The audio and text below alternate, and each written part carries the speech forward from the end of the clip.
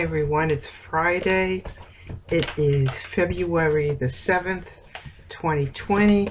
I hope everyone's having a beautiful day. In the Lord, I have a very short devotion for you today. I found it very interesting and I want to bring it to you. But before I do, I always like to say the Our Father, so please join me. Our Father, who art in heaven, hallowed be thy name. Thy kingdom come, thy will be done, on earth as it is in heaven. Give us this day our daily bread, and forgive us our trespasses as we forgive those who trespass against us. And lead us not into temptation, but deliver us from evil. For thine is the kingdom and the power and the glory forever and ever. Amen. Thank you so much, Father. I love you. All right, this is called Blessed Unity of the People of God. And people, we need unity, not uniformity, but we need unity. There's a major difference between unity and uniformity. I'm going to read two short Psalms. I'm going to start with Psalm 133, verses 1 to 3. And it says, Behold, how good and how pleasant it is for brethren to dwell together in unity. It is like the precious oil upon the head, running down on the beard of Aaron, running down on the edge of his garments. It is like the dew of Hermon, descending upon the mountains of Zion. For there the Lord commanded the blessing, life forevermore.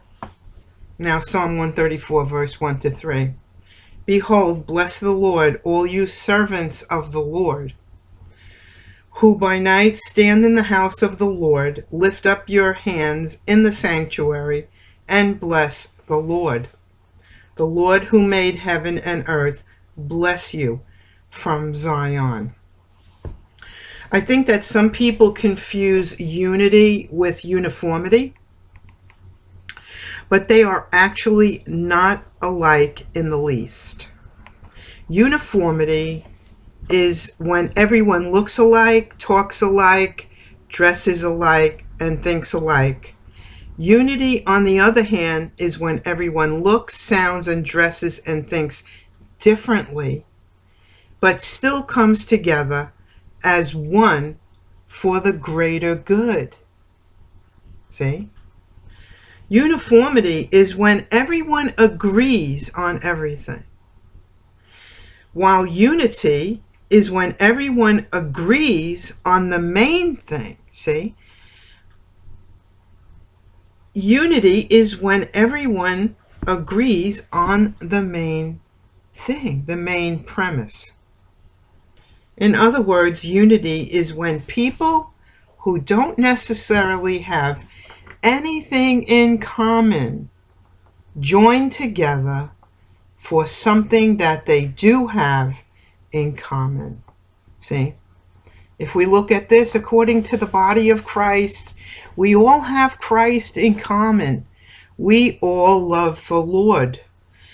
If we all believe that there is a Heavenly Father and there is a Heavenly Son and there is a Holy Spirit, then we all have something in common, don't we?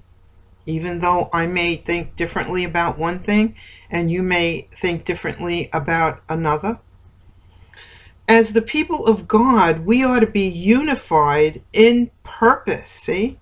What is our purpose? Okay? This doesn't mean that God wants us all to be the same. Instead, his desire is to take all of us who are very, very different and make us one. I cannot express to you how important it is to recognize the differences between these two words. If you fail to understand what unity really is, you will impose your preferences upon those you come in contact with.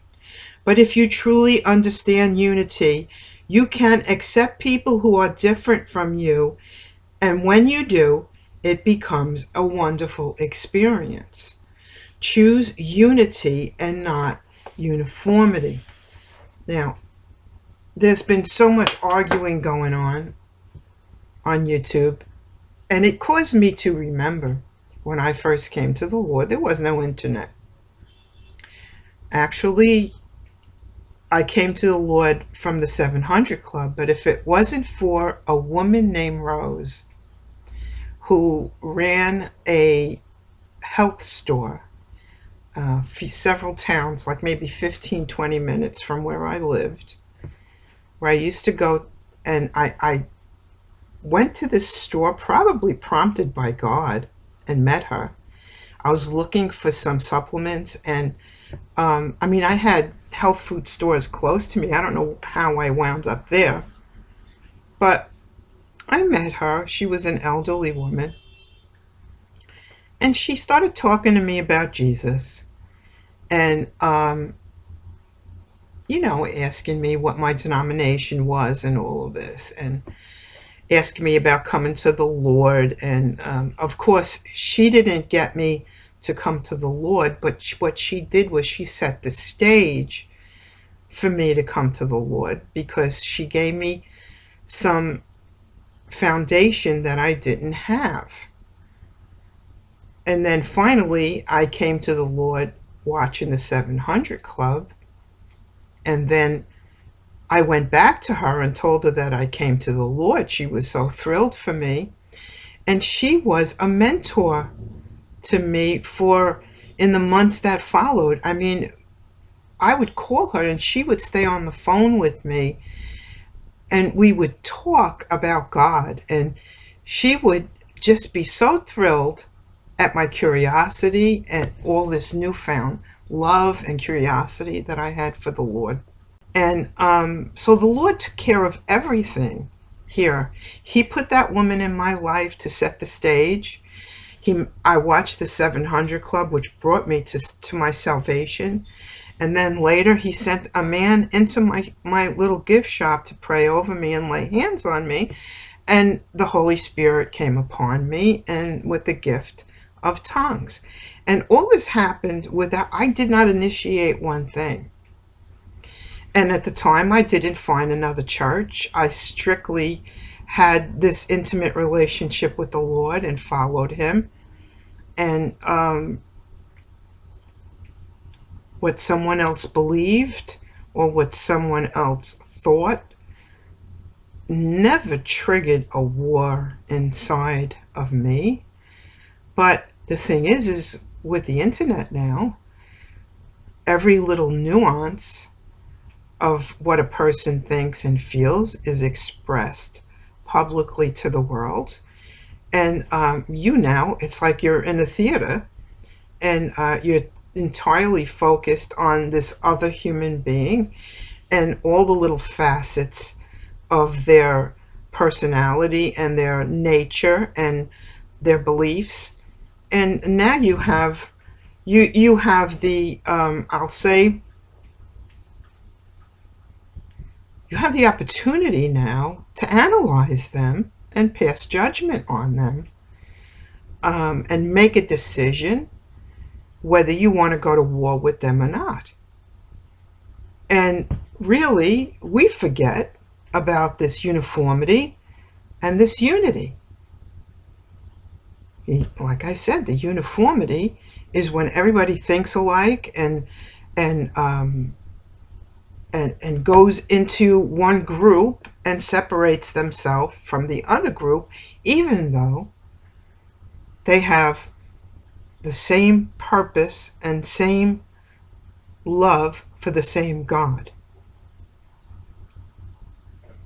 And this is kind of like something that is there but unseen by people. It's